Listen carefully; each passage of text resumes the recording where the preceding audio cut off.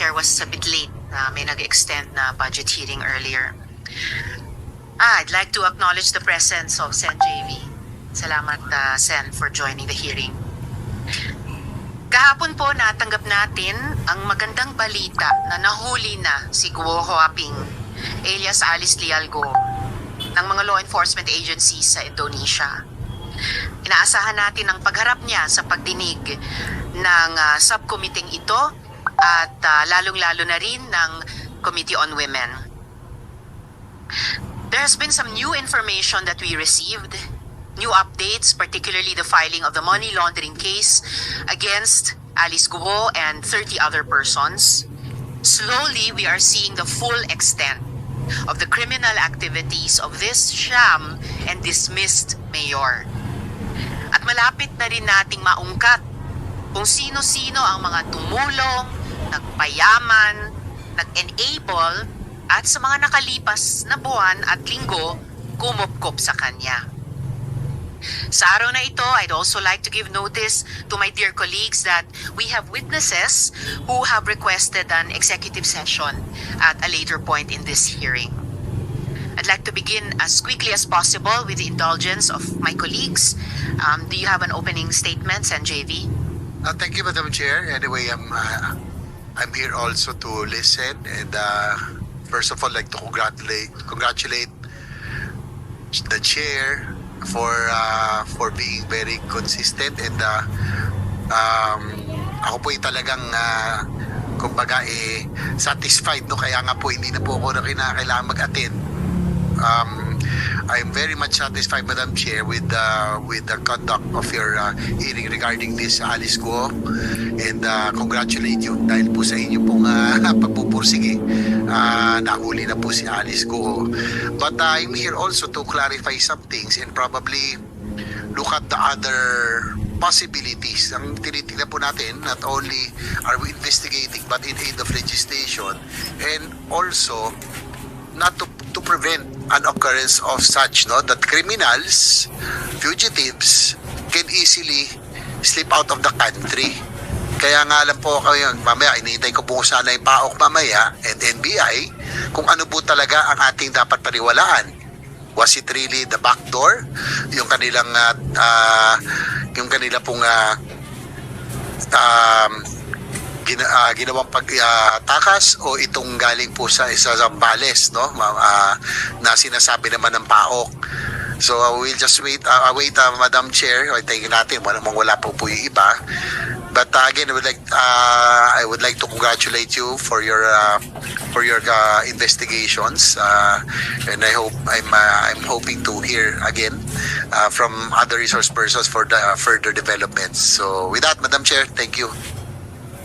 Maraming salamat din po sa NJV at congratulations sa lahat ng buong Senate at maraming salamat sa lahat ng tumulong para mahuli itong si Guo Huaping at to our Indonesian friends, Terima kasih as well.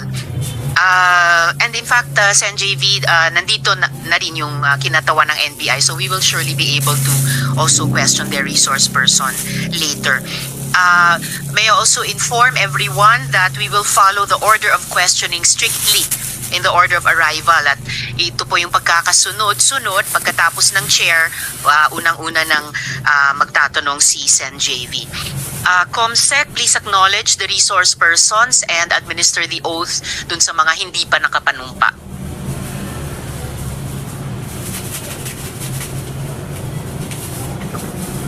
Magandang umaga po, Madam Chair, Your Honors.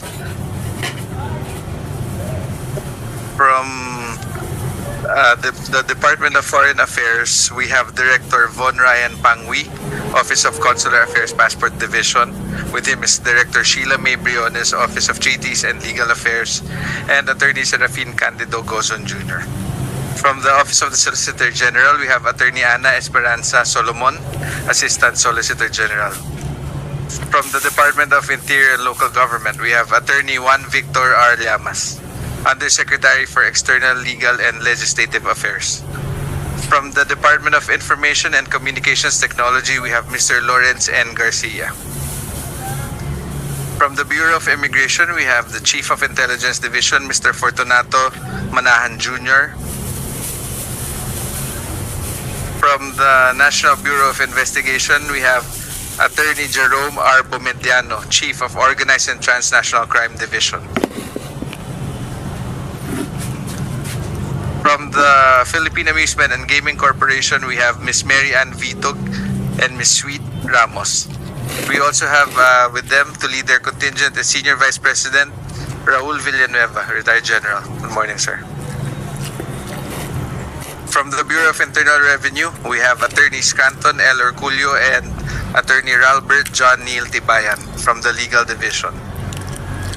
From the Civil Aviation Authority of the Philippines, we have Attorney Roberto Martin Buenaventura, Assistant Director General 2, Enforcement and Legal Services, Enforcement and Legal Services. And with him is Department Manager Ms. Jessica Adeline Hamero, Air Traffic Service.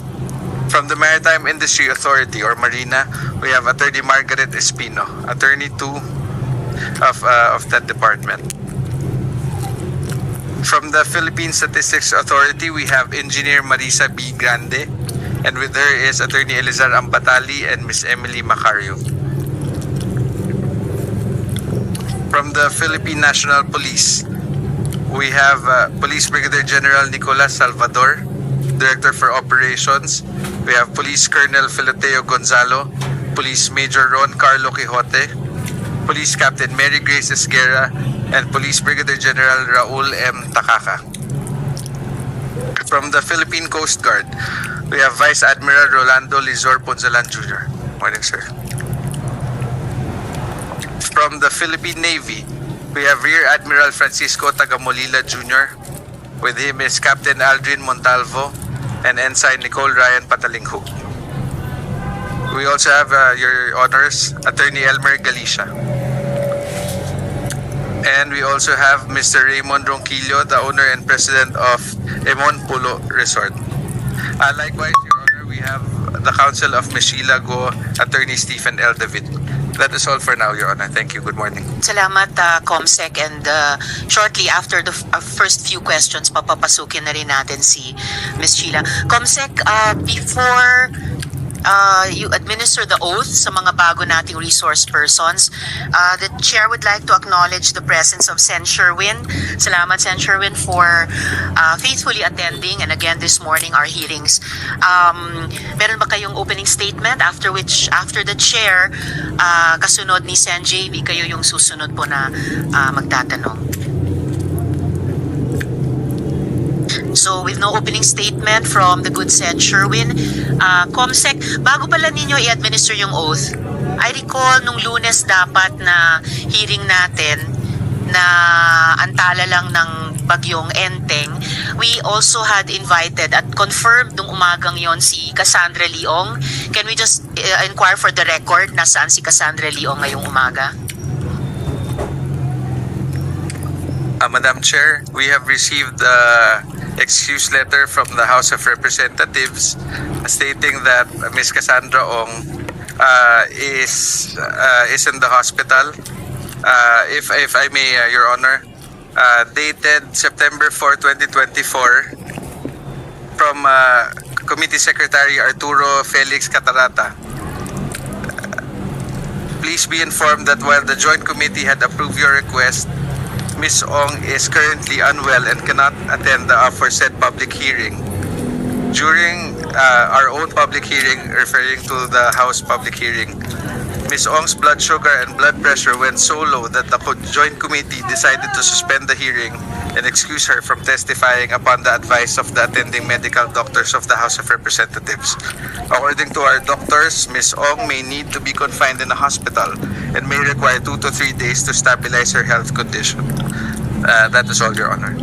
Salamat, Comsec.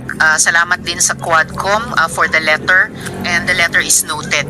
Imbitahin na lang muli ng komite si Cassandra Leong sa susunod na pagdinig after her doctor-required days of rest. The Chair would also like to acknowledge the presence of Sen. Joel, and before I ask the good Senator kung may opening statement sila, so i-reiterate ko lamang na we will follow the order of questioning. Sen Joel, may opening statement ba kayo? We'll proceed na. I'm sure everyone is excited to start the deliberation. Thank you, Madam Chair, and good morning po sa lahat ng ating resource persons. Thank you. Salamat, Sen Joel. Yes, Sen. Madam Chair, just a point of inquiry. We heard that Attorney Galicia is present for today's hearing, but I remember also last time we requested him to invite a certain Alan to join us so that that person